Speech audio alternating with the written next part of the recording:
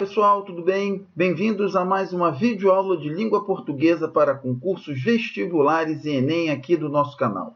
Na videoaula de hoje teremos mais 5 questões de língua portuguesa da banca Fundação Carlos Chagas, a FCC, uma das bancas mais conhecidas no cenário nacional de concursos. A nossa ideia aqui no nosso canal é levar até vocês vídeos de concursos com qualidade, acessíveis, ok? E que vocês possam acessar de onde estiverem, ok? E, mais importante de tudo, gratuitos, ok? A nossa ideia aqui é fazer com que você esteja bem preparado para encarar as provas de língua portuguesa das principais bancas do país. E é por isso que nós vamos começar hoje com a banca FCC. Olho na telinha, então, aí para a questão de número 1.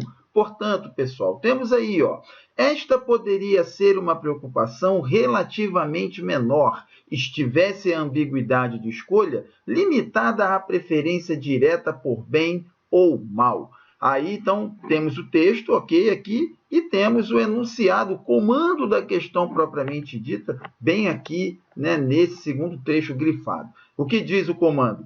Ao reescrever-se o trecho acima com o verbo poder flexionado do futuro do presente do indicativo, a forma verbal estivesse deverá ser substituída conforme a norma padrão da língua.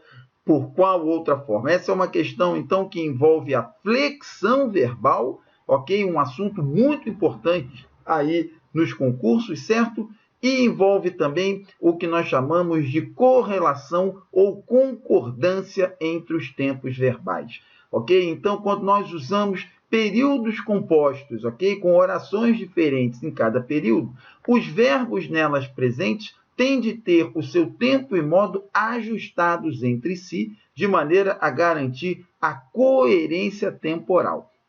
Ok? Então, nós temos o verbo poder aqui na primeira oração, que está conjugado no futuro do pretérito do indicativo. Por essa razão, o verbo estar, que está aqui na oração subordinada, está conjugado no futuro, no pretérito imperfeito do subjuntivo. Então, entre o futuro do pretérito do indicativo e o pretérito imperfeito do subjuntivo, há uma correlação de tal que, quando um aparece, o outro tem que ser usado junto. Da mesma forma, se reescreve esse trecho aqui, mudando esse verbo para o futuro do presente, como é que vai ficar esse verbo aqui, então? Então, o futuro do presente do verbo poder é poderá. E o futuro do presente, ele vai escolher como verbo na oração subordinada, para manter a coerência, o presente do subjuntivo, ok? Então, se a frase fosse esta poderá, aqui ficaria como esteja, ou seja, a frase completa ficaria esta poderá ser uma preocupação relativamente menor, esteja a ambiguidade de escolha limitada à preferência direta por bem ou por mal, ok? Por quê? Futuro do presente, presente do subjuntivo. Futuro do pretérito, pretérito imperfeito indicativo. Uma boa forma de vocês memorizarem essa correlação. Portanto, a resposta da questão número 1, letra E. Ok? E você pode ler um pouquinho mais sobre esse assunto no nosso blog, onde nós colocamos uma explicação sobre a correlação dos tempos verbais. Já na questão de número 2, temos o seguinte: o verbo indicado em parênteses deverá flexionar-se de modo a concordar com o elemento sublinhado em qual frase. Então, nós temos uma questão de concordância, pessoal. Concordância, um dos assuntos também mais frequentes. Eu, se fosse vocês, seja lá o concurso que vocês estejam pensando em fazer, seja lá que banca for, estudaria concordância verbal e concordância nominal. Existem 1 milhão de maneiras de se pedir esse conteúdo, todos eles facilmente resolvíveis se você prestar atenção. Primeiro, na regra de ouro da concordância verbal, o verbo concorda com o seu sujeito em número e pessoa. E na regra de ouro da concordância nominal, ok? Os termos adjuntos ao substantivo concordam com ele em gênero e número. Então, a concordância nessa frase aqui, nessa questão, perdão, está sendo cobrada de uma maneira muito simples, porque está pedindo apenas o conhecimento aí, ó, da regra de ouro. O verbo tem que concordar com qual elemento? Simples, ele concorda com um elemento apenas, o seu sujeito. Então, eu tenho que encontrar o sujeito das frases e ver se o verbo está concordando corretamente com ele. Então, na frase A, eu tenho o seguinte: a maioria dos homens parece não interessar o prazer dos dias a que estão recorrendo. Ok? Então, a maioria aqui, ó, percebam o acento indicativo de crase, e o substantivo, o sujeito, por ter valor substantivo, né, não pode vir regido de preposição. Ok? Então, a maioria dos homens aqui não é o sujeito do vai parecer. Como é que eu acho o sujeito de um verbo? Basta fazer a pergunta o que ou quem antes dele. Então, eu tenho o que parece. O que parece, né, a maioria dos homens? Né? O que parece não interessar? O prazer dos dias que estão decorrendo. Eu tenho um sujeito aqui que é uma oração, porque tem um verbo, e nesse caso, o verbo tem que ficar na terceira pessoa do singular. Ok? E aí, vejam, a maioria dos homens parece, né, parece não interessar o prazer dos dias que estão decorrendo. E aí, repare que o sujeito é toda a expressão, o prazer dos dias, e não apenas dias, certo? Então, a letra A está errada. No item B, nós temos: não convém a nenhuma criatura antecipar os males que lhes reserva o futuro. O que não convém a nenhuma criatura? Qual é o sujeito do verbo convir? O que não convém? Antecipar os males que lhe reserva o futuro. Temos aqui toda uma oração, o verbo concorda com essa oração na terceira pessoa do singular, e o sujeito é toda a oração, e não apenas o termo sublinhado aqui.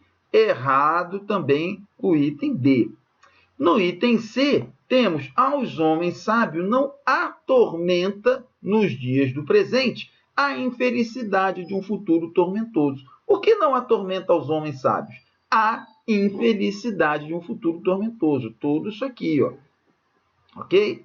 Está errado também? Não, porque a concordância é feita com o núcleo, e o núcleo se encontra sublinhado.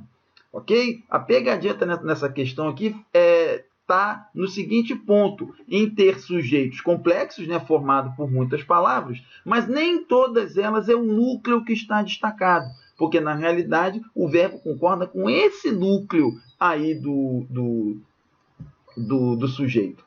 Ok? Então, na primeira oração, por exemplo, o núcleo é a palavra prazer. Ok? Então, nesse caso, vejam que o que está sublinhado aqui não é o núcleo. E aqui no item C, o sujeito é toda a expressão, mas é justamente o núcleo que se encontra sublinhado. Por isso que a resposta correta é o item C. Certo, pessoal? No item D, ó, vejam, sempre há aqueles a quem cabe sofrer por antecipação o futuro sombrio que os aguarda. Né? O que cabe? Né? O futuro sombrio que o aguarda. Aqui é o sujeito. Repare que o termo sublinhado nem dentro do sujeito está. Certo? Na letra E, são numerosas as pessoas cuja obsessão as aprisiona em falsas expectativas de felicidade. O que aprisiona as pessoas? Né? A obsessão, ok? Então, no item E também não é o termo sublinhado aqui, que é o sujeito da oração. Certo? Então, confirmando, resposta da questão 2, letra C. Na questão de número 3, temos: considere os seguintes casos. Os homens que ignoram os direitos da mulher passarão a acatá-los. E aí vem a reescrita da frase: os homens que ignoram os direitos da mulher passarão a acatá-los. Na frase 2, temos: somente agora o Código Civil Brasileiro incorporou as mudanças ocorridas. E a reescritura é: somente agora o Código Civil Brasileiro incorporou as mudanças ocorridas. Na frase 3, temos: O valor de um código estabelecido por convenção deve ser comprovado na prática. O valor de um código estabelecido por convenção deve ser comprovado na prática. A alteração na pontuação provoca alteração de sentido onde, ok? E aí uma frase, uma questão, né, bem interessante sobre pontuação, relacionando pontuação e semântica. Ou seja, olha-se aspectos gramaticais e sua relação com a construção do sentido do texto. Esse é um dos pontos-chave para entender a prova da FCC. Ok? Se vocês estivessem fazendo a prova inteira, vocês veriam que boa parte dessas questões gramaticais que nós vemos aqui estão relacionadas à maneira como elas são usadas para construir o sentido do texto. Ok? Então, é nesse ponto que vocês que vão prestar concurso organizado pela Banca FCC têm de prestar atenção. Tem que conhecer as regras gramaticais e, ao mesmo tempo, ver como elas funcionam na construção dos sentidos. Então, aplicando aqui, gente, também não fica muito difícil, não. Repare que nós temos aqui na frase 1 uma oração, um período, em que aparece uma oração relativa. Ora, nós sabemos que quando as orações relativas, como a frase aqui, ó, estão entre vírgulas, elas têm um sentido explicativo, ok? E quando são usadas sem vírgula, como aqui, tem um sentido restritivo. Então, na primeira frase, todos os homens passarão a acatar os direitos das mulheres, e os homens, sem exceção, ignoram os direitos da mulher. Esse é o sentido explicativo da frase número 1. Ok? Já na frase 2, somente os homens que ignoram os direitos da mulher passarão a acatá-los. Então, ficou um claro sentido restritivo da mudança da vírgula. Tirou a vírgula da oração explicativa, ela passa a ter um sentido restritivo. Colocou a vírgula, ela passa a ter um sentido explicativo. Isso aí, básico no assunto orações subordinadas adjetivas, ok? Então, a frase 1 tem mudança de sentido, ok? Na frase 2, repare que quando você usa o advérbio somente isolado por vírgula, o sentido é 1, ok? Na frase 1, nós temos somente agora o Código Civil Brasileiro incorporou as mudanças ocorridas. Ou seja, somente o Código Civil Brasileiro incorporou as mudanças ocorridas, apenas ele. E na de baixo, quando a gente tira a vírgula, o adjetivo somente passa a modificar não a frase toda, mas somente o outro advérbio agora ao qual ele se liga. Então, somente agora, ou seja, somente nesse momento, o Código Civil incorporou as mudanças ocorridas. Então, houve mudança no sentido na frase 2 também.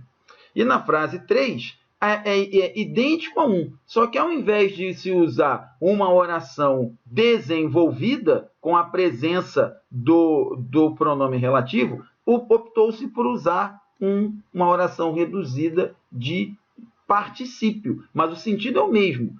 O valor de um código, vírgula, que se estabelece por convenção, e embaixo, o valor de um código que se estabelece por convenção. Então, aqui nesses particípios, é como se fosse uma oração adjetiva, só que sem o pronome relativo. E vale o mesmo raciocínio. Com vírgula, sentido explicativo. Sem vírgula, sentido restritivo. E aqui, então, muda o sentido também. As três mudam a resposta, letra E.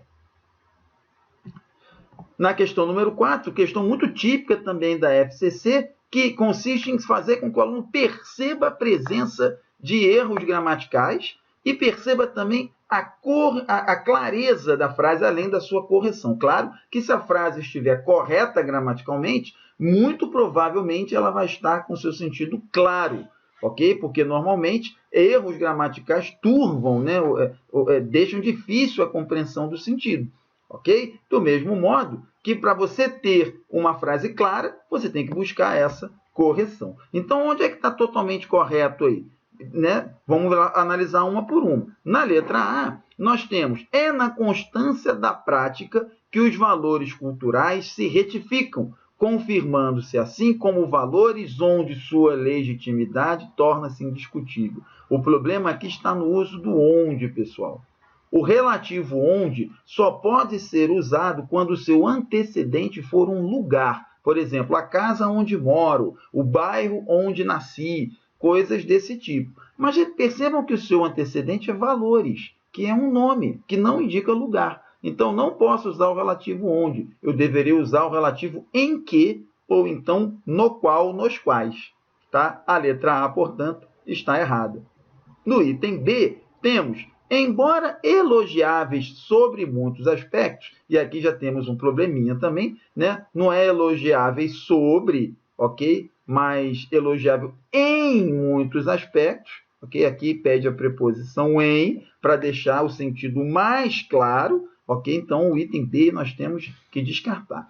No item C, o autor do texto, ao tratar de práticas e convenções, aqui faltou vírgula, isolando a oração reduzida, a oração adverbial reduzida, ok? E também tem outro problema, ó, está referindo, não, aqui tem que estar se referindo, ok?